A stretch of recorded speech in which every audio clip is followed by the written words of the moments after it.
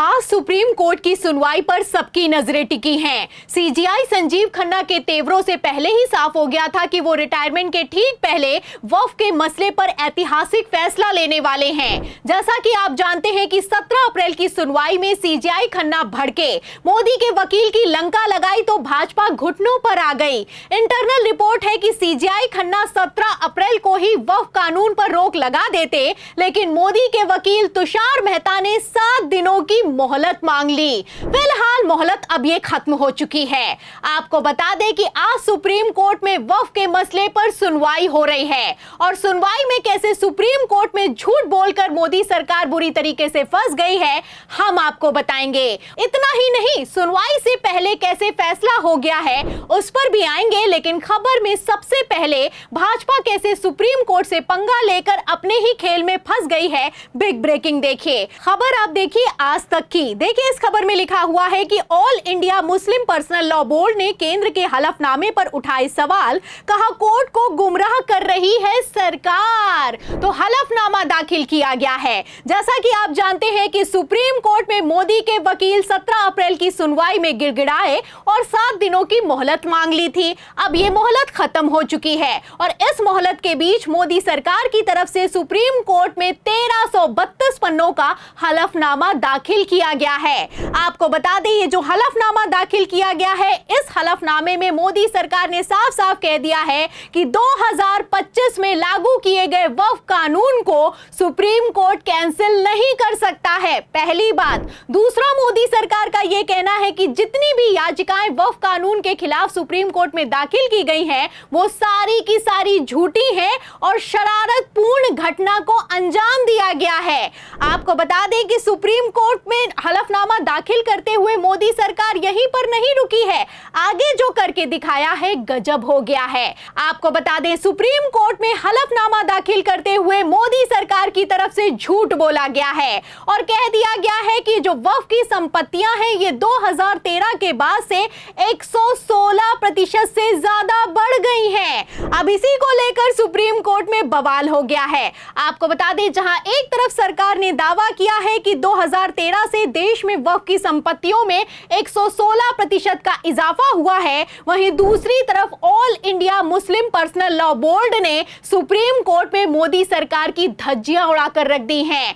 आपको बता दें मुस्लिम संगठन ने साफ साफ कह दिया है कि मोदी सरकार बेशर्मी पर उतर आई है। ये लोग तो इतनी घटिया हरकतों पर उतर आए हैं कि मोदी सरकार की तरफ से सुप्रीम कोर्ट में हलफनामा दायर करके वक्फ के खिलाफ झूठ बोला जा रहा है। आपको बता दें मुस्लिम संगठन ने साफ साफ कह दिया है कि ऐसा बिल्कुल भी नहीं है कि हमारी संपत्ति में, या फिर यूं कहें कि वक्फ की संपत्ति में 116% का इजाफा हुआ है। 2013 के बाद से इनका जो सरकारी पोर्टल है वो अपडेट हुआ है और जब अपडेट हुआ है तो वो संपत्तियां निकल कर सामने आई हैं। मतलब खेल समझिए। आपको बता दें जिन संपत्तियों का हवाला मोदी सरकार ने हलफनामे में सुप्रीम कोर्ट में दिया है, उसको लेकर मुस्लिम संगठन का यह कहना है कि ये संपत्तियां हमारे पास पहले से ही मौजूद थी, लेकिन अब पोर्टल पर अपडेट हुई हैं, सरकारी पोर्टल पर अधिकारी ने अपडेट की हैं।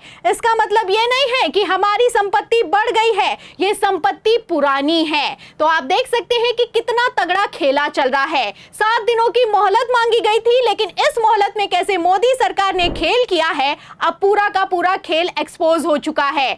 आपको बता दें बोर्ड जो कि मुस्लिम संगठन है उसने दलील दी है और दलील देते हुए साफ साफ कह दिया है कि आंकड़ों में हेराफेरी की गई है और तो और इतना ही नहीं, मुस्लिम संगठन की तरफ से उस अधिकारी के खिलाफ कार्रवाई की मांग की गई है जिसने वक्फ संपत्तियों को लेकर सुप्रीम कोर्ट में झूठा हलफनामा दाखिल कर दिया है। तो मुस्लिम संगठन all India Muslim personal law board ने किस तरीके से मोदी सरकार को सुप्रीम कोर्ट में वक्फ की सुनवाई के ठीक पहले एक्सपोज करके रख दिया है, आप देख सकते हैं। फिलहाल मैं आपको बता दूं कि मोदी सरकार की तरफ से जो हलफनामा सुप्रीम कोर्ट में दाखिल किया गया है उसमें सुप्रीम कोर्ट के ही फैसले को चैलेंज कर दिया गया है। डायरेक्ट मोदी सरकार की तरफ से सीजेआई संजीव खन्ना को चैलेंज करते हुए कहा गया है कि वक्फ कानून पर आप अंतरिम रोक नहीं लगा सकते हैं।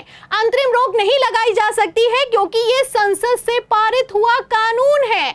मतलब कि हद पार होती है। सुप्रीम कोर्ट के पास अधिकार है कि वो रोक लगा सकता है और चाहे तो एक झटके में कैंसिल कर सकता है।